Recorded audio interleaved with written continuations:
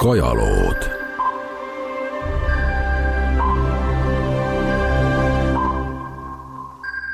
Tere kõigile kuulajatele Rahvusringhäälingu Tartu stuudiost, kus on kajaloodimisel veel üks elutööpreemia tänavune laureaat ja seekord siis teaduse vallast. Tere tulemast saatesse entümoloog, Eesti Maaülikooli emeriitprofessor Anne Luik. Tere! Mina olen saatejuht Kaja Kärner ja palju õnne teaduse elutööpreemia puhul, see on siis määratud pikaajalise ja tulemusliku teadus- ja arendustöö eest. Tänan väga! Need, kes teid esitasid sellele teaduse elutööpreemiale, on sõnastanud nii. Anne Luik lõi Eestis ohutu toidutootmise uurimise ja õppetegevuse alused, mis on kaasaegse globaliseerunud ja kemiseerunud majanduse üks võtmeküsimusi. Professor Luik on hinnatud õppejõud, ta arendas välja kogu praeguse taimekaitsealase õppetöö Eesti Maaülikoolis, koostas õppematerjale ja õpikuid. Ta on hulga rahvusvaheliste tuumikrühmade liige ja viljakas teaduse populariseerija. Väga keeruline sõnastus, nii nagu teadlase ja professori puhul peab olema, aga hakkame, Anne Luik, siis seda keerulist sõnastust lihtsamalt lahti harutama ja lihtsamasse sõnastusse panema. Te olete sündinud ajaloolisel Võrumaal, Karula kõrgustiku kuplite vahel. Mida te oma lapsepõlve kodust mäletate? See muidugi on väga vahva, et ma olen nii kaunis kohas sündinud, kuid kahjuks sellest kohast ei ole mul mälestusi, aga minu mälestused algavad hoopis Viljandimaalt. Ja need algavad väga ilusast paigast, metsa sees, Kõpujõe kaldal, kus oli vana talukoht ja Jõessaare talu, aga muidugi see talupere oli sealt ära küüditatud kõik ja meie pere kolis sinna, kuna minu isa on metsamees oli, siis me kolisime sinna, sest seoses metsatööstuse ümberpaiknemisega või harude ümberpaiknemisega. Ja see oli väga vahva niisugune vana talukoht paljude hoonetega. Seal oli jõgi, mis oli vapustav selles mõttes, et me seal ujusime ja kui minule kingiti kunagi põrsas, sest isa tuli linnast, ütles, et tõin lapsele mänguasja ka, tegi seljakoti lahti ja põrsas hüppas sealt välja, siis see põrsas oli mul tõeline lemmikloom, kõndis minu sabas, võttis kleidisabast kinni ja kui põrsale ei meeldinud, et mina lähen ühes suunas, siis tuli minna sinna, kus talle meeldis. Ja mis oli muidugi hästi tore, et seal oli ütleme, konnakapsaväli kevadel jõe ääres, ööbikud laulsid, siis kullerkupud õitsesid Koplisse, nii et mina väikse tüdrukuna ronisin sinna Koplisse ja need kullerkupud olid nii kõrged, et ma eksisin ära. Nii et ma arvan, et tänastel lastel ei ole sellist võimalust, sest kullerkuppe enam ei ole. Ja pääsusilmad, mis olid siis teisel pool kaskede all ja tähendab see elurikkus, mis seal ümberringi oli, see oli vapustav ja kuna ma olen peres nagu viimane laps, aga ma olen väga suurest perest pärit, sest et minu isal oli enne 3 tütart ja 1 poeg ja minu emal 3 poega ja mõlemad kaaslased olid sõja ajal hukkunud. Ja siis sain olema mina nii-öelda pesamõna, aga minust järgmine vend oli 6 aastat vanem ja kõige vanem vend lausa 20 aastat vanem. Aga kuna nemad olid juba kõik koolilapsed enamasti ja mina olin siis oma ette ja ma kõndisin seal ringi, tõepoolest korjasin nii konni kui putukaid, vaatlesin loodust ja ma arvan, et võt seesama looduse tunnetus sellest varasest lapsepõlvest, see on minu elus väga palju määranud. Kui te hakkasite keskkooli lõpetama, kas bioloogia oli konkurentsitult ainuke, kuhu te mõtlesite oma paberit sisse viia? Vot lugu on selline, et see aeg, kui mina hakkasin ülikooli astuma, oli lõssenkismi lõpp. Ja ilmusid esimesed raamatud ja teadmised niimoodi geneetikast. Mina lugesin siis neid ka ja siis ma mõtlesin, no nii, minust peab ikka geneetik saama.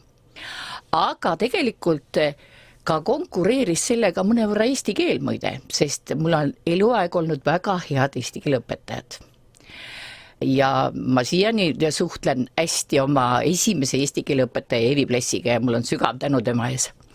Nii et neid valikuid oli tegelikult mitu ja veel oli natuke konkurentsis ka metsandus. Aga kuna see geneetika mõju oli niivõrd tugev, siis ma otsustasin ei, vot sinna ma nüüd lähen. Ja peale selle, mis oli vahva, sel ajal ma käisin Viljandis Jakobsoni keskkoolis ja muide, mis on väga huvitav, mida ma praegu mõtlen selle haridusküsimuste juures. Sel ajal oli Viljandi Jakobsoni keskkoolis eksperiment. Meil oli eesti ja vene lapsed õppisid koos ja oli ainult keskkool. Nii et meil oli 9, 10, 11 ja meil oli hästi palju paralleele, näiteks minul oli F-paralleel Eesti poolelt ja vene lapsi oli ka kas 3 või 4 paralleeli, ma täpselt ei mäleta. Ja õpetajad muide, meil oli väga hea läbisaamine, õpetajad õpetasid mõlemaid pooli ja ma olen mõelnud, et huvitav, et see eksperiment lõppeski selle Jakobsoni keskkooliga ära ja nüüd me uuesti katsetame seda. Aga see oli väga rahumeelne, väga tore, saime kõik hästi läbi, nii et mingeid konflikte ei olnud ja jalutasime seal vaheajal koos, olid vahvad koolipeod ja kõik see toimis väga suurepäraselt. Nii et tuleks vaadata tagasi minevikku ja mõelda, mis ja kuidas see kunagi on olnud juba. Aga kuidas siis ikkagi, mis sai otsustavaks, kui teil oli see teaduskonna valik?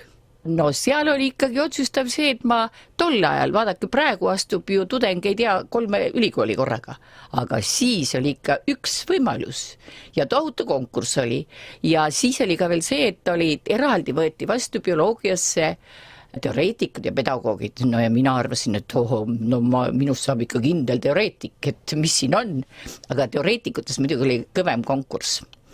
Ja siis ma mäletan seda, et bioloogia eksamit ei olnud ju, sest bioloogia oli tol ajal nii-öelda alles tohast tõusev. Ja oligi nii, et ma keemiaeksami, 2 eksamit oli profileerivad. Keemiaeksami tegin 5, aga füüsikaeksam oli 4. Ja siis ma läksin dekanaati ja ütlesin, et kas siin üldse on mõtet siin edasi teha seda, et siis ütleb, et jaa, tõesti, neid 9 punktiga on meil nii palju ja tuleb ikka poisse eelistada, sest poisse on vähe. Ma ütlesin, et teate, aga ega mina pole, kui nad ka kehvem, kui need poisid on. Ja tegelikult võttis vastu seda kursust nagu minu kursuse juhendaja Henni Kallak. Ja oligi siis ikkagi niimoodi, et sain mina oma 9 punktiga, Mart Saarma näiteks, kes oli mu kursusekaaslane, tema sai ka 9 punktiga sisse. Nii et saime sisse ja siis ülikooli ajal loomulikult oli see, et kuna ma olin nii-öelda selle geneetika valinud, siis selle kateedri juurde ma läksin.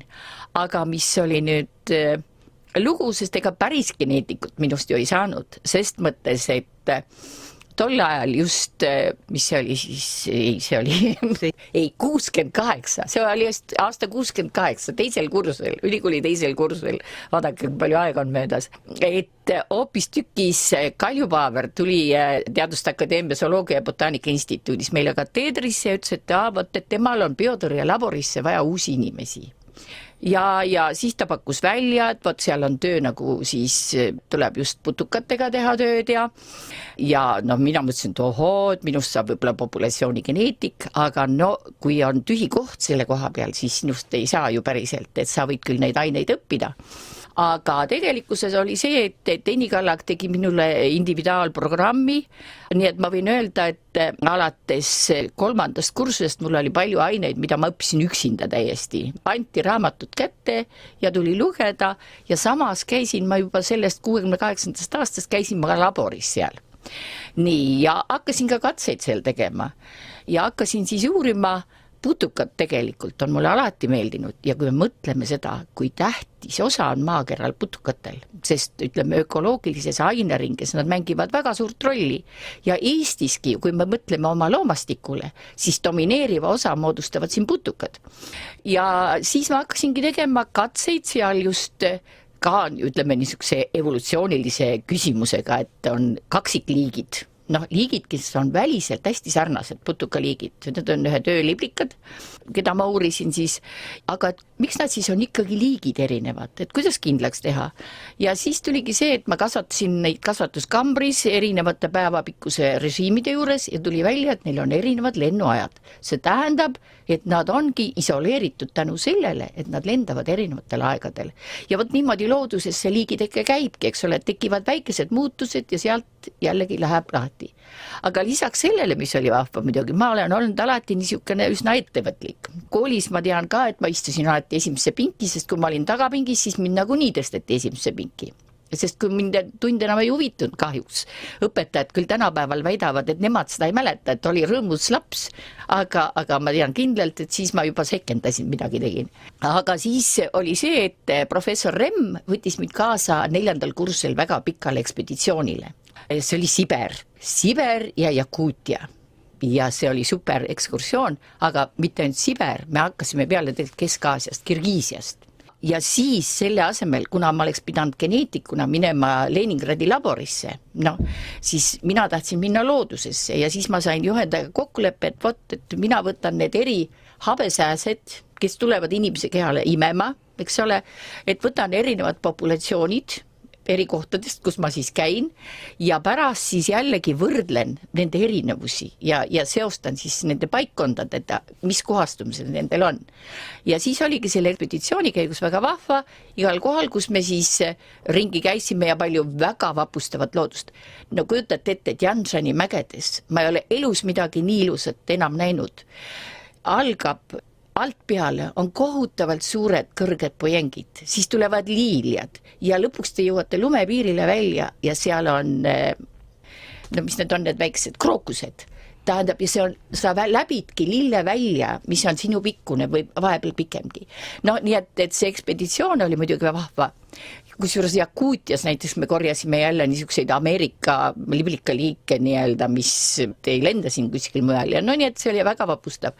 Aga igas kohas istusin ma ja lasin endale sääsed kallale, need väikesed habesääsed tulid, mina korjasin väikese, on heksauster, niisugune imija, korjan siis sellega ja tegin endale siis teise osa, see oli siis teine osa minu diplomitööst. Nii et niisugune oli. Ja kuigi minu, õppekava oli nagu, zooloogia darwinist, siis imelikul kombel, kuna mul geneetikaaineid oli väga palju ja siis mul lõpudiplomil on muidugi geneetika ja ma olen muidugi väga-väga tänulik, et mul on nagu niisugune ülikoolist ja võib-olla eelnevast elust ka niisugune laiem arusaamine elust ja tahtmine sellest rohkem aru saada. Nii et et bioloogia haridus on üks väga vahva haridus. Ja mida ma veel ütlen, tol ajal, mis oli ülikoolis hästi vahva, minust kursuse eespool õppisid Mihkel Silmer, kes oli rajakapundis ja vaadake, eks tudengi elu on ju see, et tehakse tööd, aga peetakse ka pidu, see on loomulik ju. Ja ma siiamaani ütlen, et me siin oleme Mihkliga püüdnud ka vahepeal mõningaid koostööasju teha, et see sama laul, et kuni su küla veel elab, elad sina ka ja me peaksime seda aina rohkem meelde tuletama ja sinnapoole vaatama oma tegevustes. Te lõpetasite Tartu Ülikooli bioloog-geneetikuna 1972. aastal ja juba 3 aastat hiljem te kaitsesite doktoritööd. Ma arvan, see oli 70. ja 60. aastatel ikka hämmastav tempo, sest doktoritöö kokkusaamiseks, uuringute tegemiseks, selle valmis kirjutamiseks ja kaitsmiseks läks tol ajal ikka aastaid ja aastaid. Selleks kipub ka tänapäeval veel aastaid minema. Aga te olite väga kiire. Ma olin väga kiire, sest ma arvan, et see sama asi, et see metoodika, millega ma tegelesin, see mul oli käes ja teine asi on ka see kindlasti, et tol ajal oli laboris näiteks kadunud Ermer Merivee, kes oli minu esialgne juhendaja, kui ma diplomitööd ka tegin. Mul oli Henni Kalak ja Ermer oli teiselt poolt.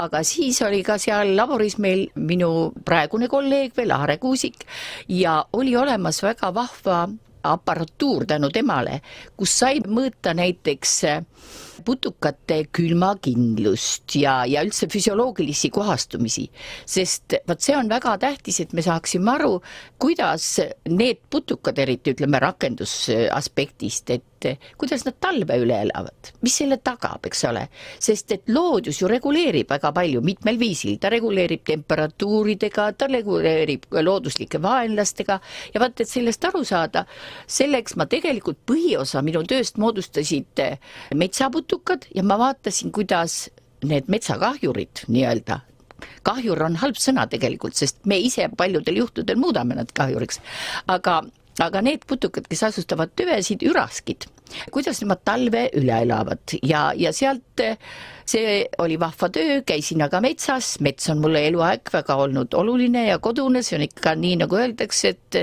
see on rahva kasukas ja korjasin siis eri aegadel eri üraskiliike ja siis vaatasin neid strateegiaid, mis sealt välja tuli. Selle kõrval olid mul ka mõned laokahjurid, see tähendab need putukad, kes siis ütleme ladudes meile probleemiks kujunevad. Kuidas nemad siis talve üle elavad ja sealt ongi näiteks ütleme selle puhul väga selge viis, et kui sa hoiad seda temperatuuri madalam, siis laokahjurid on enamasti lõunamaalt sisse tulnud ja nemad annavad kergemini alla siis. Nii et see oli huvitav etapp ja eks ma olin väga usin ka, sest vot minu isa kadus või lahkus siit ilmas, kui ma olin 15 ja minu ema koolitas mind üksinda ja ma pidin olema vastutav nagu. Nii on. Te olete pidanud terve elu iseenda eest võitlema. Seda küll. Millal see juhtus, professor Anne Luik, et te hakkasite vastuvoolu ujuma ehk kui hakkasite uurima seda, kuidas kunstväetised tapavad mulla elustiku, kuidas taimekaitsemürgid, mis on välja mõeldud seenhaiguste, kahjurite, umbrohu tõrjeks, ei tapa mitte ainult neid, vaid mulla ja põhjavee kaudu jõudes taimesse hakkavad, kui inimene neid taimi sööb ja toiduks tarvitab, hakkavad tapma ka inimeste ja loomade soolestikus elavaid mikroobe ja ensüüme. Millal te selleni ja kuidas te jõudsite? Ma arvan, et see on ka pikk tee tüünides, sest võibki öelda nii, et kui ma kaitsesin ära oma kraadi seal Zooloogia ja Botaanika instituudis, siis juhtus niisugune lugu, et tolleaegses Eesti Põllumajandusakadeemias ehk praeguses Maaülikoolis ei olnud enam entomoloogia õppejõudu. Kurikuulus Eenlaid, kes olevat olnud tudengite hirm, kellega mina ei ole kunagi elus kokku puutunud. Tema oli juba väga haige ja mind kutsuti tegelikult nii-öelda konkureerima. Mina ütlesin, et ei et mulle ikka meeldib see teaduse tegemine, et ma võin ju 9 aastaks tulla. Et ma tulen 9 aastaks, et siis vaatame. No tegelikkus on see, et ma olen juba 42 aastat seal olnud. Aga algas see sellega, et kuna ma õpetasin nii põllumajandus, ütleme agronoomidele, aianduse tudengitele kui metsanduse tudengitele, siis seda putukateadust, et nad aru saaksid, kes need putukaliigid on, millal nad kallale taimele tulevad ja mis selleks annaks siis teha ka. Siis selle kõrval oli vaja, kuna ma olin siis aianduse ja taimekaitse kateeder, et need teaduse pool tuleks ka siis sinna põllupojale. Ja ma hakkasin vaatama katsed, võtsingi minu esimesed asjad, mis ma tegin, oli selline uurimus, et ma võtsin nii-öelda kapsa käsile ja kapsa erinev väetamine. Ja vaatasin, et kuidas siis, kui ma panen erinevad, tol ajal muidugi mineraalväetise doosid, et kui ma panen erinevad väetise doosid, et kuidas siis kapsast asustatakse kahjurite poolt. Ja sinna juurde ka veel seda, et kes siis sealt üleval erineval foonil üles kasvavad, et kuidas nad siis ka talve üle elavad. Ja sealt tulid juba muidugi väga huvitavad tulemused. Selles mõttes, et väetamisega, kuna taim, eks ole, meil on ju looduses kõik omavahel seotud, nii nagu toit on tervisevara, et see on ka kõikide organismide puhul niimoodi. Ja ka putuka puhul on see niimoodi, nii nagu me enamasti mõtleme, et me saame nüüd selle suure saagi ja paneme suhteliselt palju lämmastikku, siis sellega kaasneb kindlasti see, et paljud putukaliigid, kes on selle toidutaimega seotud, nad rõõmsamalt tulevad kohale, sest eriti nüüd need, kes saavad nokad läbi pista, sest taimekoed on sellised vohavamad.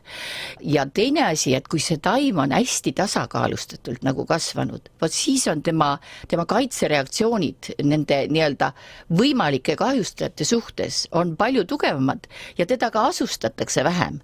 Nii et sealt sai see asi alguse ja nüüd, kui ma edasi nagu vaatasin ja õpetasin ka kogu seda põllumajanduse olukorda tol ajal ja siis meil oli need Balti taimekaitsekonverentsid ja koondasime seal neid vägesid seda ja teistpidi, siis lugu selles, et ütleme väetise ühekülgne panemine, siis külvikorras väheste kultuuride kasutamine, see loob eeldused kõik selleks. Siis teine asi, keemiline taimekaitse, see on kindlasti selle rohelise revolutsiooni üks väga suur tulemus, aga teistpidi on nüüd tagasilöögid juba tükk aega sellele.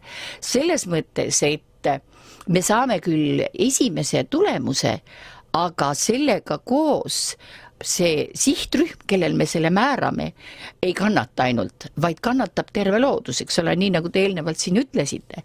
Ja teine asi on väga kiiresti tänases päevas, kuna taga on multiresistentsus, siis need võimalikult kahjustajate liigid, nad saavad väga kiiresti resistentseks ja need vahendid, mille väljatöötamise jaoks on väga suur ressurss ja pikka aeg kulutatud, need ei tööta enam.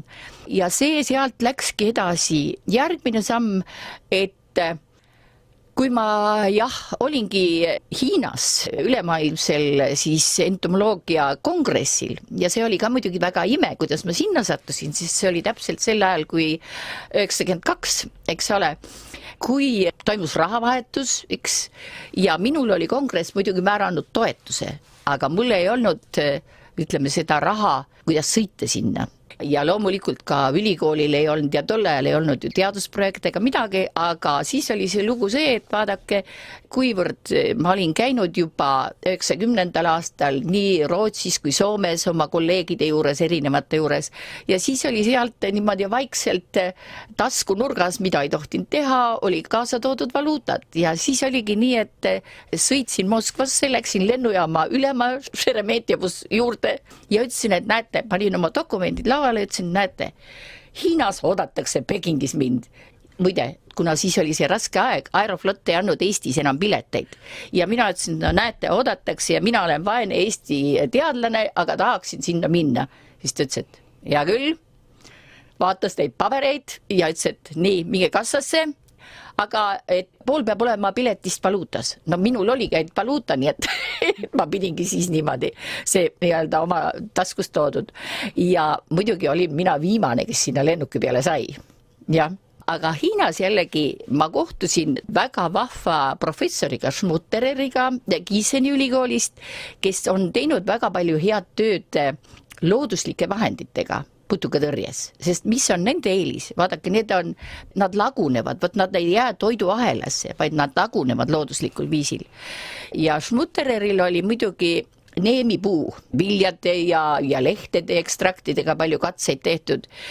Ja oligi, esimene asi oli kontakt Schmuttereriga ja siis käisin Gießeni ülikoolis, kuna meile oli, mis on jällegi elus väga suur õnn. Mul olid ennem juba tekkinud suhted Saksamaal. See on ka vahva lugu. Ma kirjutasin kõigepealt Humboldti ülikooli Gartenbaust, lugesin professor Rempeli mõningaid artikleid ja kirjutasin, et näete, meie siin Eesti aiandus, et alati on Saksamaalt tuge saanud. Kuidas oleks, et kui meie aianduse tudengid saaksid sinna ka natukene tulla praktikale ja teate, uskumatu ime, ma iiale lootnud, et sellele kirjale tuleb vastus. Kirjale tuli vastus ja Rempel tuli Moskvasse, Moskva ülikooli ja ta ütles, et ta tuleb Eestisse. Ja oligi, potstisin Tartus ja vist oligi kohe me sõlmisime, professor Saveli oli tol ajal rektor ja me sõlmisime Humboldti ülikooliga.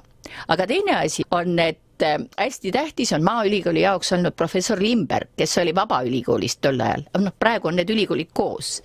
Ja siis ongi nii, et tänu Limbergile jällegi tekkis meil siin rahvusvaheline külvikorra katse. Ja mina tegin ka seal samamoodi uuringut, et kuidas need väetised mõjutavad. Sealt olid ka väga huvitavad tulemused.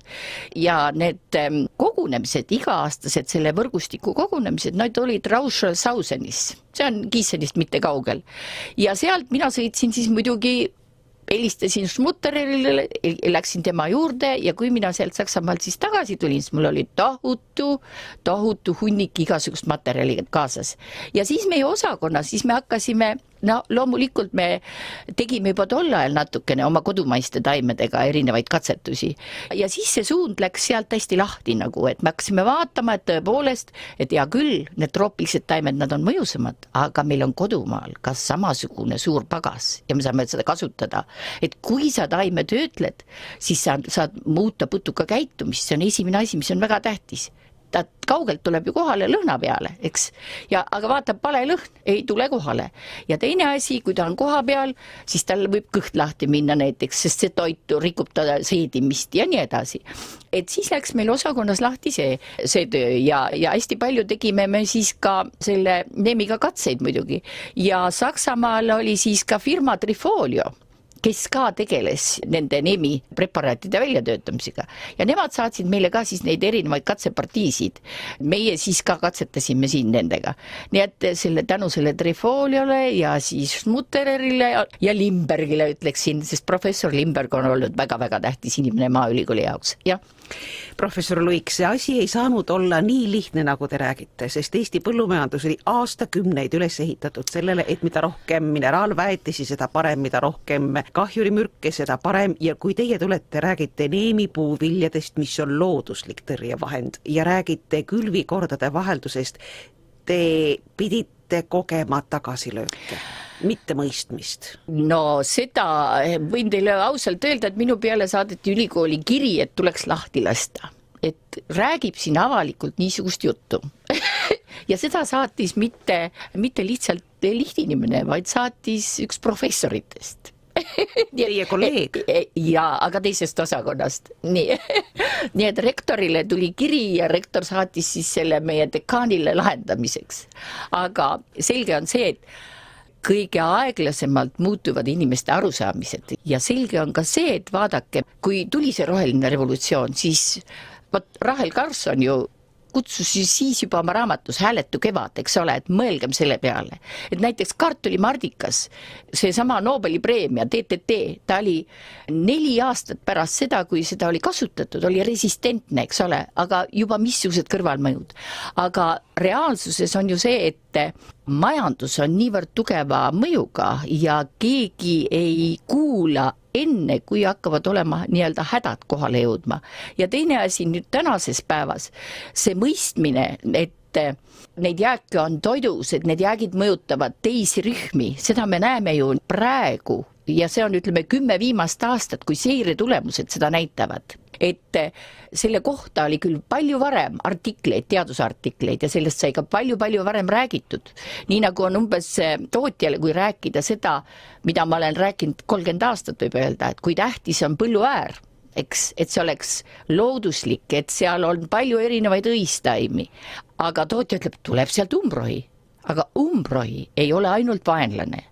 Umbrohi on ka süsteemi rikastaja ja kui ta on alarindes, siis temal on väga ilus ja toetav roll. Nii et siin tuleb ka, meie arusaamisi tuleb muuta, aga see on väga pikk protsess ja selge on see, et mis on hästi puudulik praegu, meil ei ole keskkonnaökonoomikat. Vaadake, mis on see, et inimene usub siis, kui ta näeb mingis rahalises väärtuses, sest alati mulle talunikud ütlesid, ei mis sa räägid siin sellest põllu äärest, palju see siis annab, eks ole, kui sa talle aitad summa, siis ta hakkab mõtlema, sest näiteks mul on üks väga vahva prantsuse kolleeg, kes ütles, et tead, vaata, väga lihtne on, kui sa ostad 50 euro eest või 50 rahaühiku eest agrokemikaale, siis see vesi, mis sellega on saastatud, selle puhastamine läheb 100 korda kallimaks ja isegi siis ei saa päris puhtaks.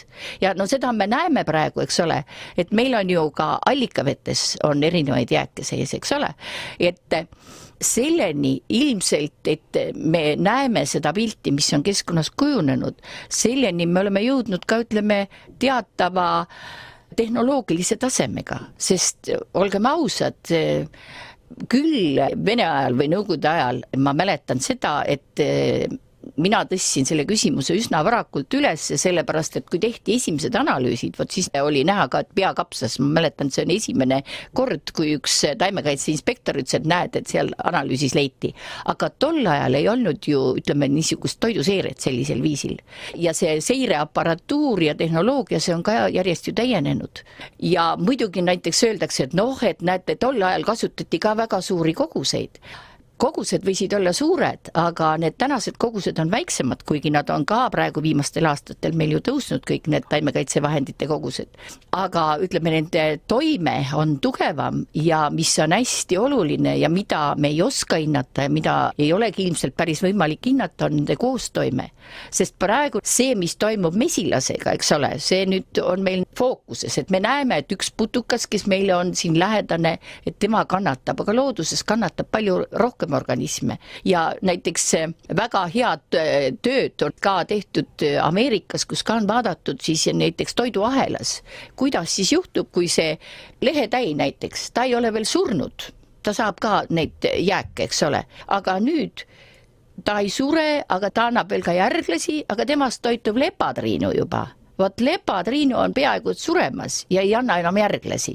Tähendab, et need mehhanismid, mis seal toimuvad, need on, meil on nüüd siiani päris vähe uuritud ja vähe nähtavad. Ja nii nagu ütleme mesilastegi puhul, et me näeme praegu seda, et võetakse seal mesinik on õnnetu, ta viib selle proovi analüüsida ja siis vaadatakse, et ei, vot seda ohtlikku piirväärtust, seda LT50 see ei ületa, et see ei ole, aga samas, kui sa vaatad selle mesilase nii-öelda elutingimusi, mis on suiras, mis on siis vahas ja mis on mees, siis selgub, et tal on nii suur näiteks mürgitaust.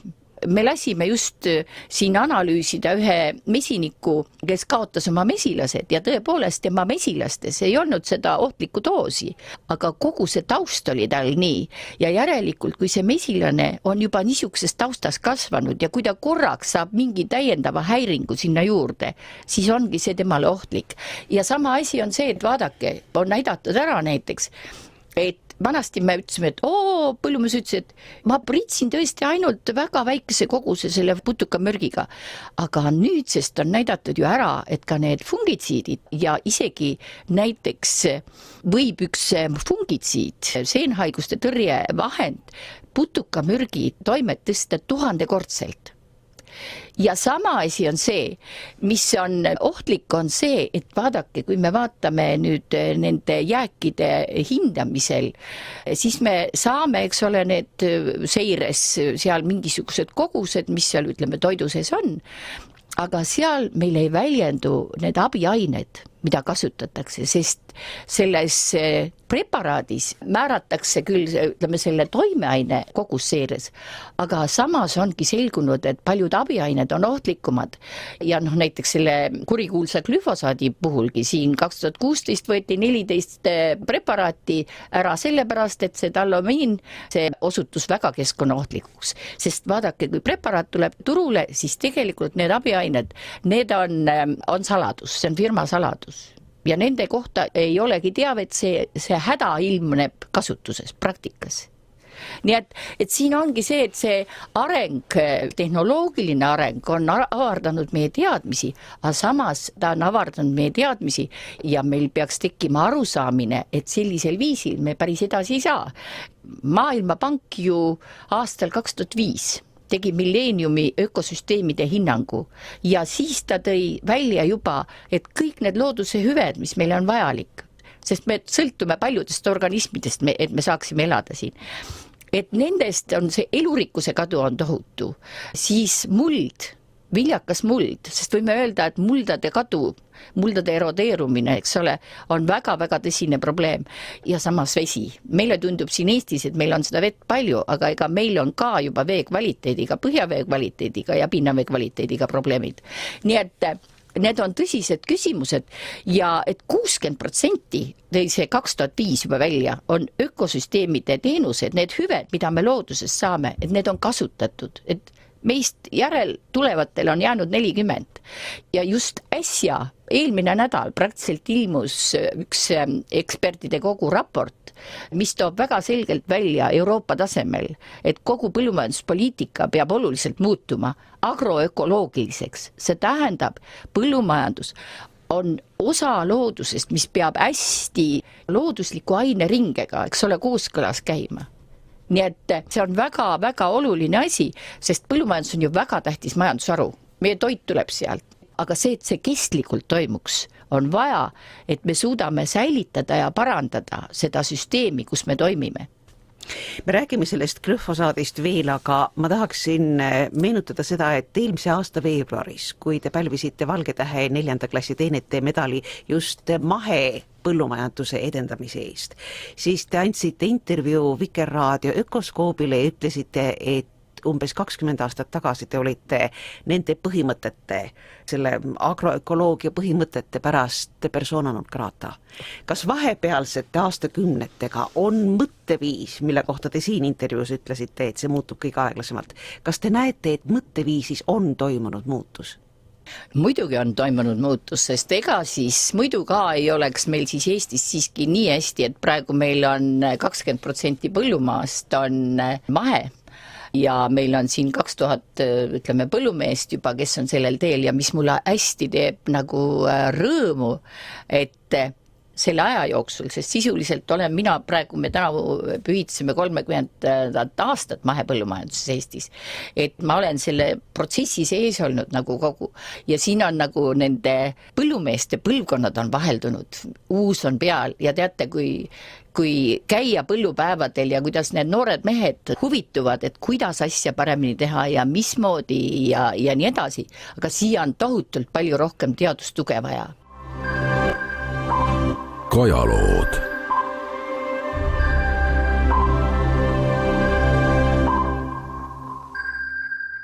Kajaloodimisel on mahepõllunduse eestkõneleja Eestis professor Anne Luik. Professor Luik, te olete glüfosaatide peale kohe eriti kuri.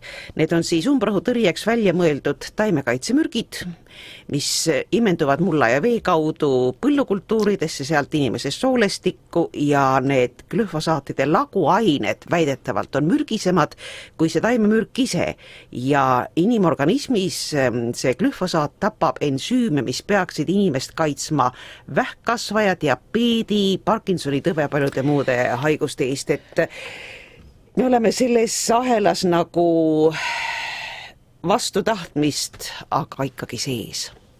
Siin on ju lugu selles, et me saame ju tegelikult kasvatustehnoloogiate muutmisega glüfosaadist vabaneda. Ja kui me vaatame praegu seda, et see glüfosaat kahjuks meie põllumuldade elustikule mõjub halvasti. Ta surub alla mullamikroobide aktiivsuse, mis on hästi-hästi tähtis selleks, et mulla ainevahetus ja mulla tervis oleks hästi korras.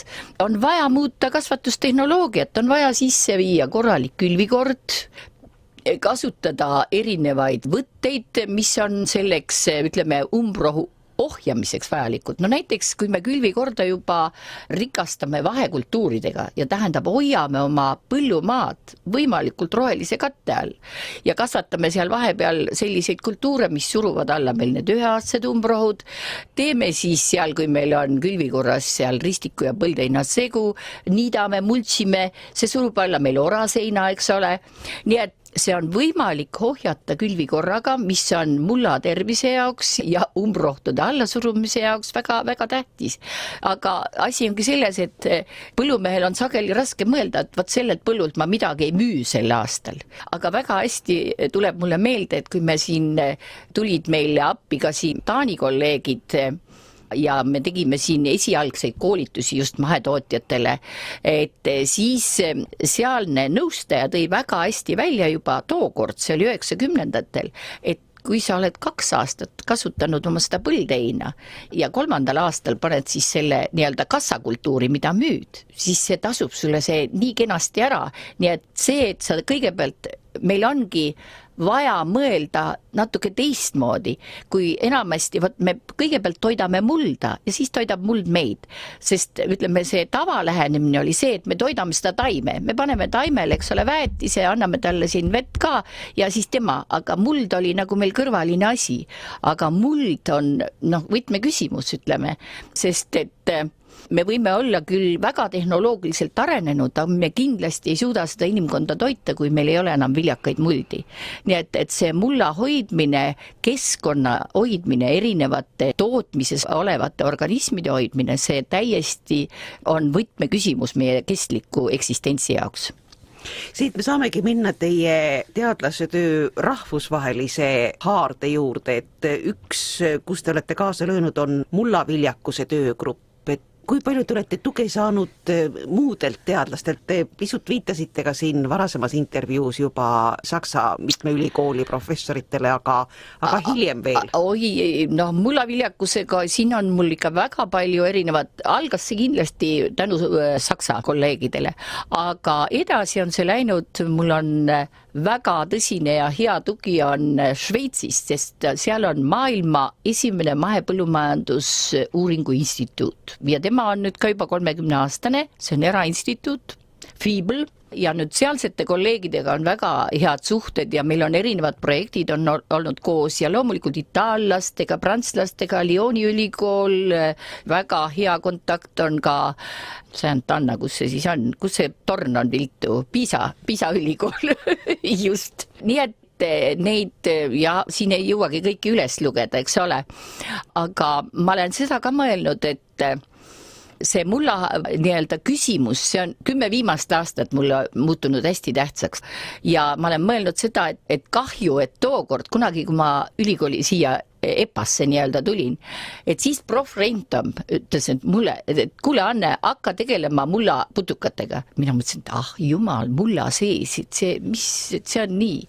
Ja kui ma olen nüüd mõelnud sinnamaale, siis see oleks olnud ilmselt väga tänuväärne töö, kui ma oleks suutnud seda tookord tegema hakata. Sest praegu meil ülikoolis on natukene just vajaka see mullaorganismide pool, mida oleks hästi vaja vaadata, sest seesama asi, et kes seal mullas elavad, kui palju neid on ja nii edasi, aga noh, siin Tartu Ülikooliga koostöös, kes nüüd ka selle mulla mikrobioloogiaga ja ka Tallinna Tehnikaülikooli siin, ütleme, Mari Vask, eks ole, on olnud siin mulla elustiku uurimisega, nii et koostöös asju annab teha ja ma arvangi, et see koostöö küsimus on hästi tähtis.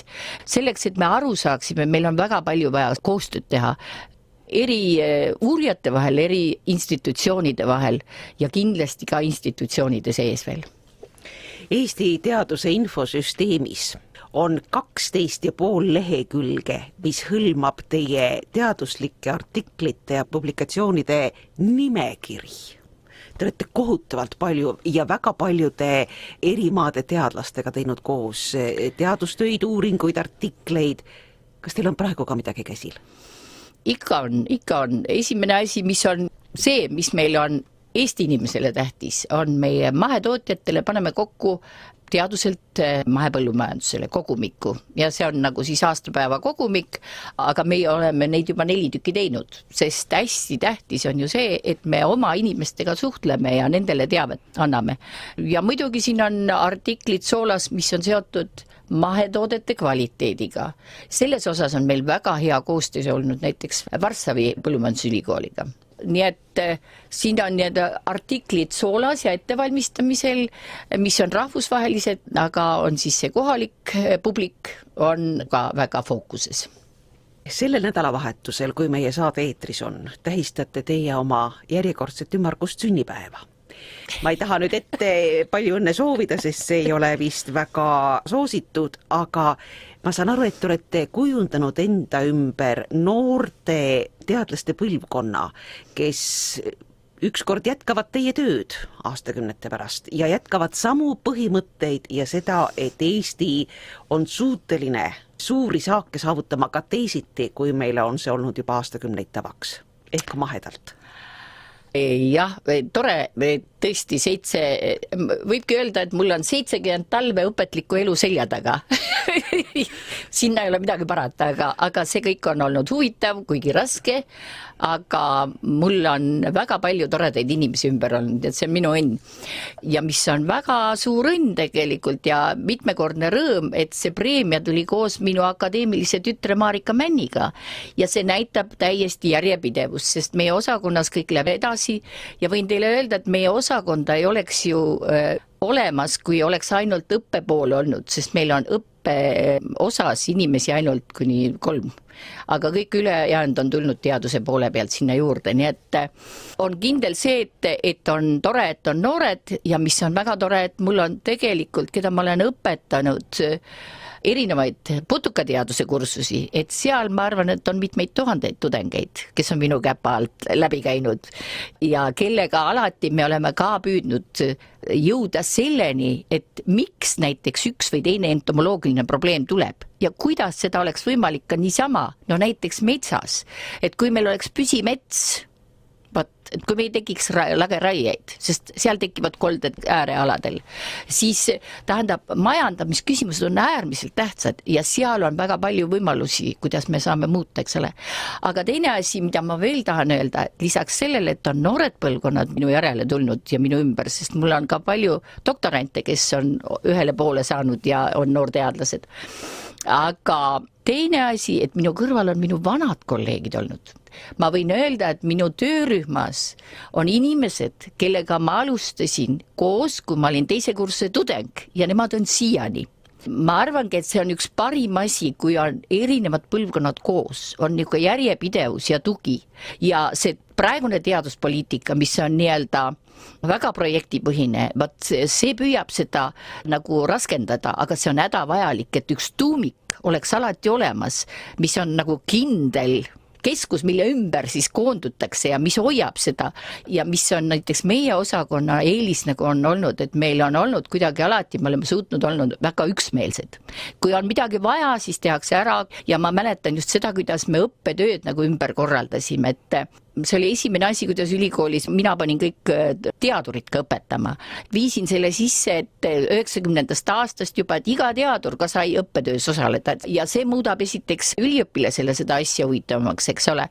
Ja see muudab teadlase eluga mitmekesisemaks, et ta ei ole mitte ainult, muidugi võib-olla mõnele inimesele see väga hästi ei sobi, aga see kogemus tuleb alati kasuks, sest õpetamine, mina ütlen, minul on õpetamine meeldinud. Mulle on väga meeldinud metsamehi õpetada, sest nad olid looduslembesed sellised hästi.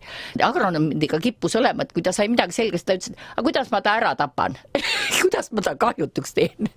Ja siis ma ütlen, et vaata on niisugused mõtted, et on olemas, eks ole, ökoloogiline tõrje ja biotõrje ja konserveeriv biotõrje ja kõik need, sest kui me mõtleme seda, see integreeritud tõrje, võt tema, mida me peaksime reaalselt rakendama, see on selline, et sa rakendad hädavajadusel.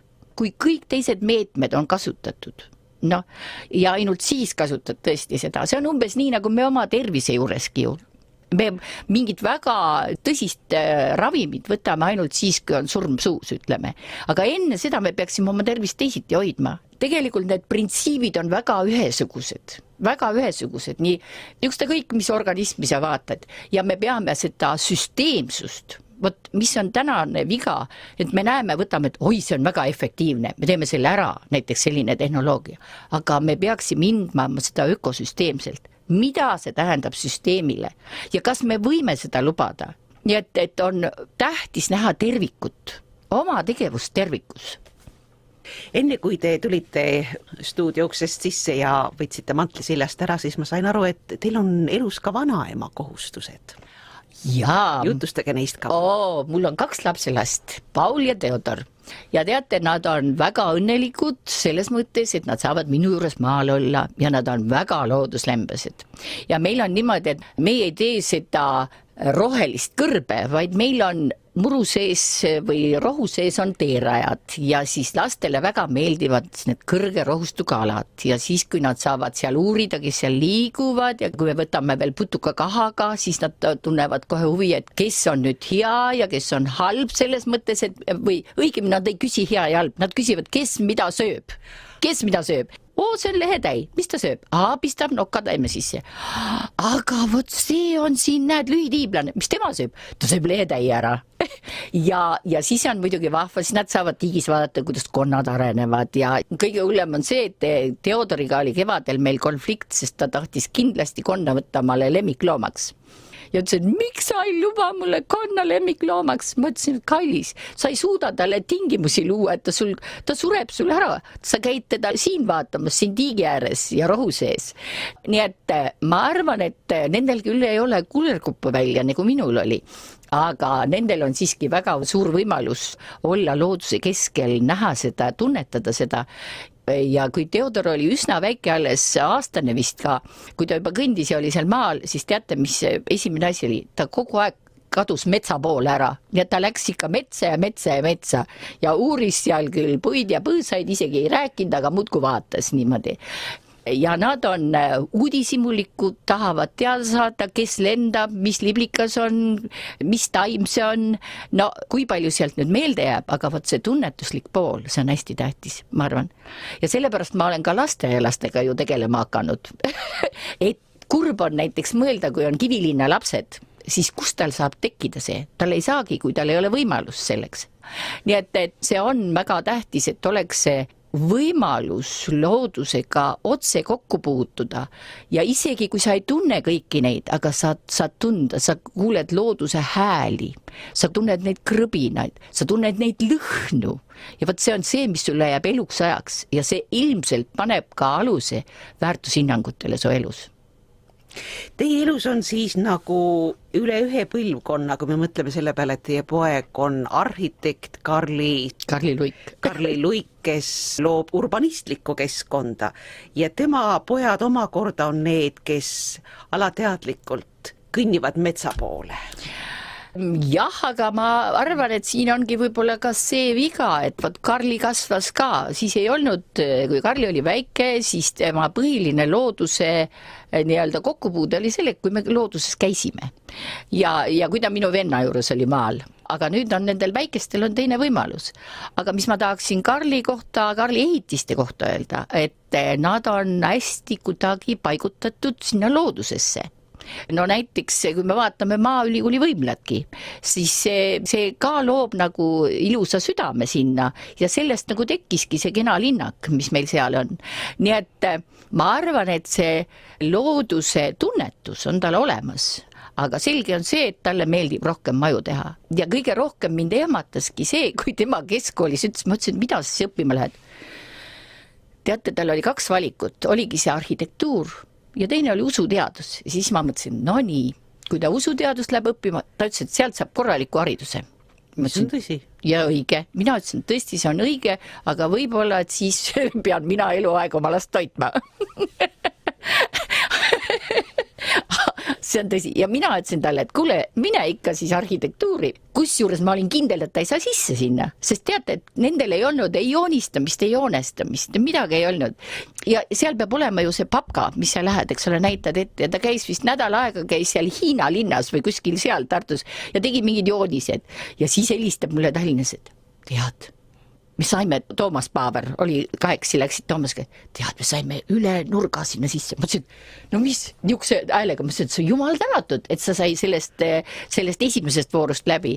Ja lõpuks see oli uskumatu, kui olid need katsed, mis seal tehakse, need joonistamised ja enne kui on need ained, siis ta oli seal esimene. Nii et ilmselt see on talle antud. Järelikult see nägemus on antud ja ma arvan, et ta on õige valiku teinud, sest ta tunneb sellest rõõmu ja see on ju ka väga loov. Ja kui ta ütles sellest, ma mõtlesin, et taevas, see on ju väga-väga raske, see on väga-väga raske, aga muidugi see on ka rahulduspakkuv. See on sama raske ja rahulduspakkuv kui teadus. Sest mulle on alati meeldinud see, et kui ma mäletan, kui ma oma dissertatsiooniga kirjutasin, mulle väga meeldis mustandi kirjutamine, sest vot see oli väga vahva. Sest siis oli kõik need mõtted ja mul oli näiteks viimane peatükk. Oli seal see, et kuidas üldse need kohastumised tekkisid. Vot see ei olnud enam mitte see eksperimendi pool ja see meeldis mulle eriti, sest see oli niuke erinevate seoste kokkuviimine ja niuke väike fantaseerimine ja nii, et see oli vahva ja, aga mulle alati läheb väga vastukarva, läheb väga suur bürokraatia, administreerimine ja vot need on väga rasked küsimused ja ma olen väga õnnelik, et ma praegu enam nendega ei pea tegelema, et võikski öelda, et elu ilusaim periood. Palju tänu intervjuu eest, professor Anne Luik. Ma saan aru, et me võime ainult pöialt hoida, et see kõige ilusam periood teie elus võimalikult kaua kestaks. Tänan väga, loodame. See oli tänane Kajalood ja järgmine saatekülaline ootab meid juba nädala pärast. Kuulmiseni. Kajalood.